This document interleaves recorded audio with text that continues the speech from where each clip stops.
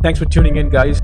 Today we are going to work on a 2021 Dodge Ram ProMaster. Today what we're going to do is we're going to cut open a window in the back panel, driver's side, for serving food. Let's dive in.